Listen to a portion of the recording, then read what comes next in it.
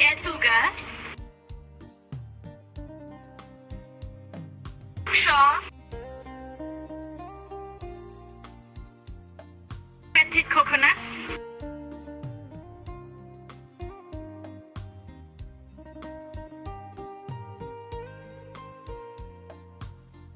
Cotton milk.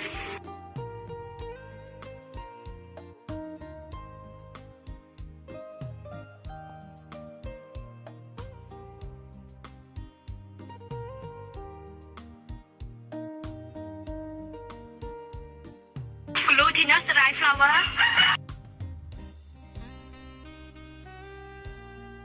Water.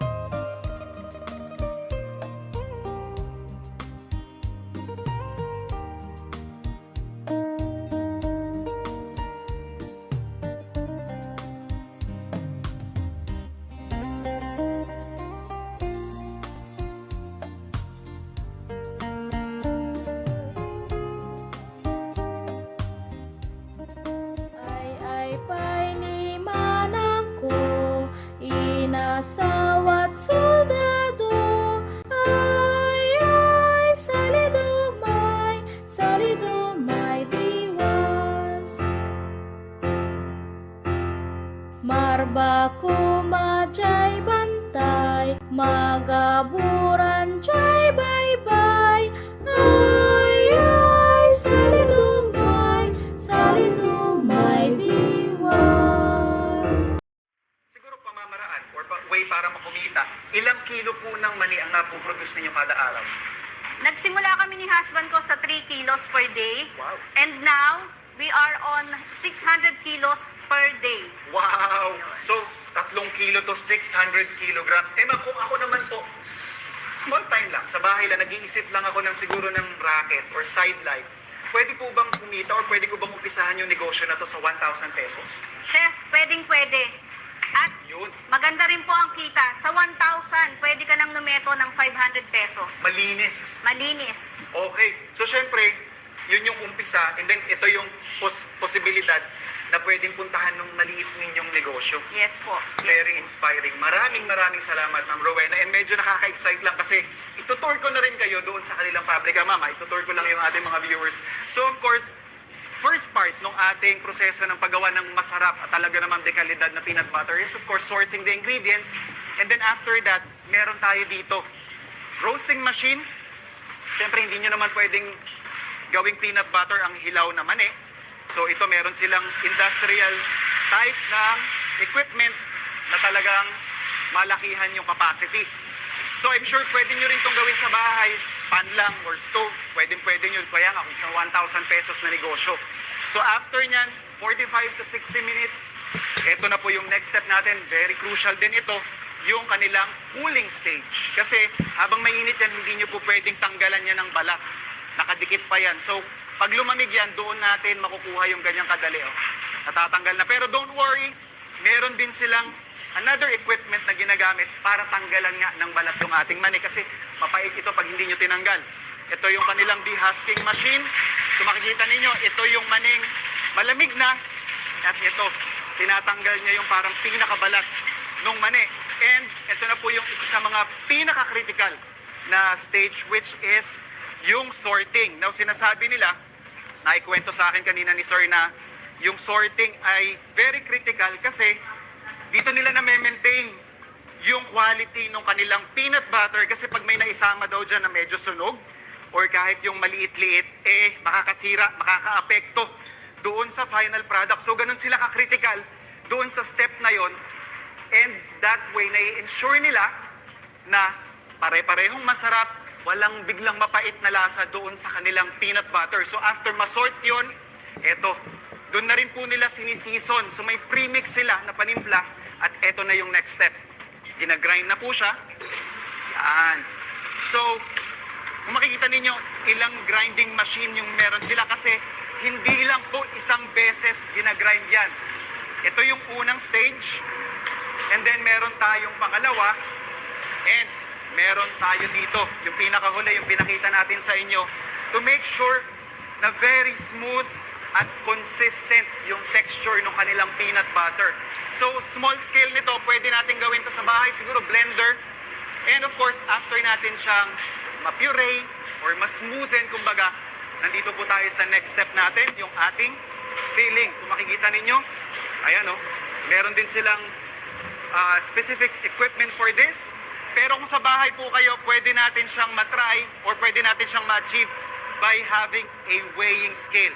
So hindi nyo po kailangan mag-invest kaagad sa ganito kalalaking equipment.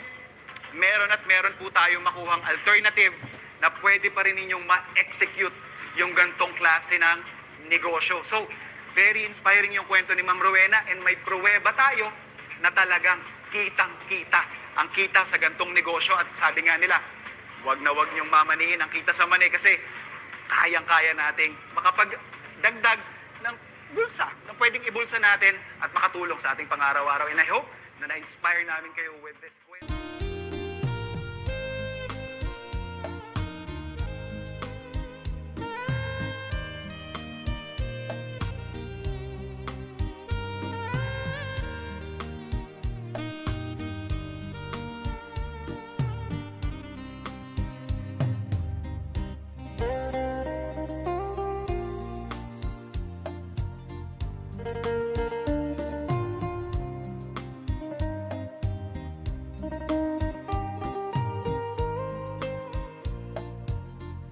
Bye.